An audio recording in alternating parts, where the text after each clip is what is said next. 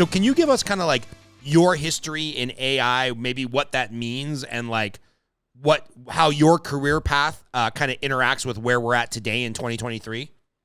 Yeah. So you hit the nail on the head first. Like artificial intelligence has been around as a function, as an area of study for over 50 years. Hmm. So it's an extremely long history.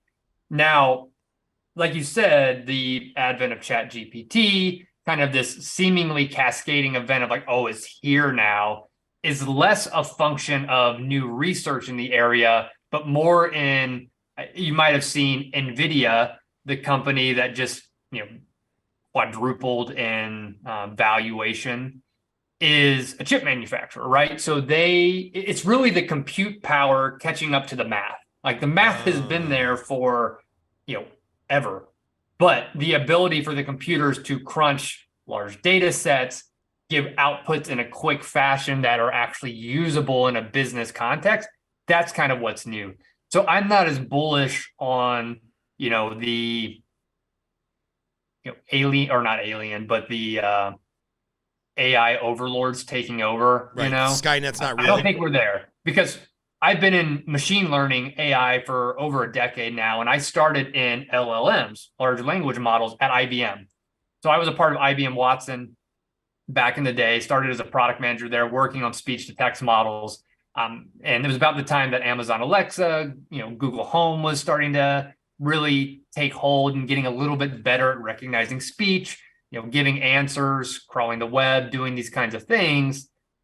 But it's always been there. But it's always historically been relegated to very domain specific use cases, meaning if you're a mortgage loan officer, if you wanted to build a model to help you, we would feed it with data specific to your daily type of phone calls, whatever it is that would help you. So that way, when somebody calls you, Scott, to get help with something related to mortgages, it's going to be pretty damn accurate at telling you either what you need or recognizing the language, things like that.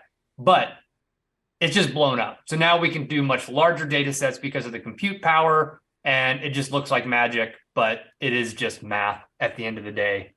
So this is kind of reminding me, I can't remember, oh God, I read an article on this years ago about how either a CT scan or an MRI, the concept was there like 50 or 60 years earlier. Yeah, you could shoot magnetic pulses through and you could get a cross section with the body, but they didn't have computers that could turn that data into an image fast enough. It would take like 4 years to render a CT scan or an MRI. I can't remember which one it was. And then the person would already be dead of cancer. So it wasn't until the computing power caught up with the theory that, oh, now all of a sudden we can look through the middle of your body with this machine. So it sounds kind of like the same thing.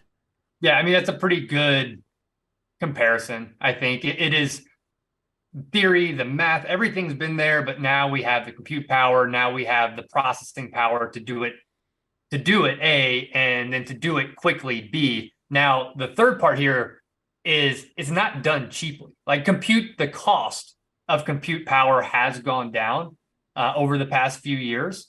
However, when you think about the money that OpenAI is just churning through to have all of these responses, continually train this LLM, it's probably insane, which obviously they're recouping some of that with their subscription plans, right? The $20 a month or however much you want to pay to be at the top of the queue so your prompts can get processed more quickly. But still, it is a resource intensive type of thing that's going on from a cost perspective.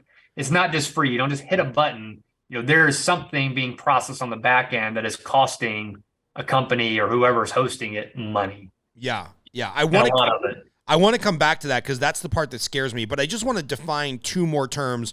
I'll pretend like it's for the audience, but it's really for me because I want to be able to have an intelligent conversation with this, and I don't want to get some of the base knowledge wrong. Can you explain two terms to me that I think get thrown around a lot? One is this large language model, and then the idea of machine learning. Because, like, of course, you say machine learning, and I'm like, oh, the Terminator can adapt. Of course, there's machine learning, right? That's everything. Yeah. Everything in this conversation, just so you know, we'll come back to Terminator 2. But great movie. Yeah, great movie. I would argue probably one of a handful, if not the only sequel that's significantly better than the original. But we'll have that argument at the end of the podcast. So can you define for me what a large language model is and what machine learning is and isn't? Because I think a lot of people think, oh, well, I just put in some zeros and ones and the machine will teach itself. I'm like, I'm pretty sure it's a little bit more advanced than that. So can you tell me what those two terms mean? Well, so I did my master's degree in statistics, so I'll try to keep a little like less dorky, but machine learning could be anything from just a simple linear regression model, like just something that is math, where you have multiple inputs and you get a desired output, right? That's machine learning. You are just training some model to do some function for you. So that could be something as simple as crunching numbers, like taking someone's FICO credit score, taking a couple other, like their income level, mashing that up in it could be an Excel spreadsheet if you wanted to, and ultimately giving either a credit worthiness score or a potential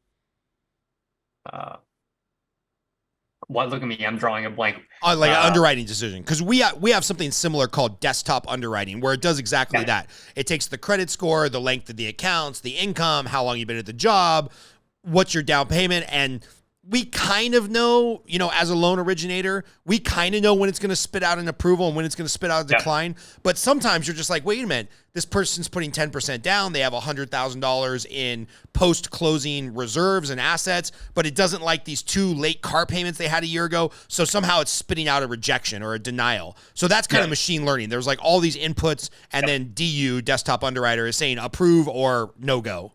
Yep. So essentially inputs with an output, and that could span a bunch of different modeling types, from something like you just mentioned to something really complex where you use a model that crunches that data in a certain way to give an output or a precision score or a predictability score, anything like that. So that's kind of machine learning writ large, right? Now, large language models, LLMs, is just a specific type of modeling technique. It still falls under that umbrella of machine learning.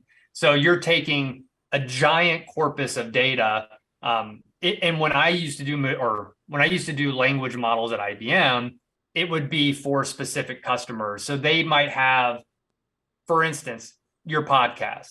You have all this video, all this audio, and you probably have transcripts for each episode, right?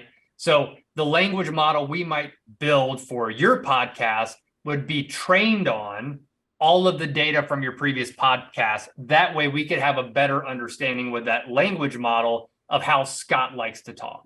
Because if we were going to then, have somebody have a little UI where they could type in a prompt of, give me all the podcasts where Scott talks about, double V cutting cigars, it would pull it up very easily, things like that.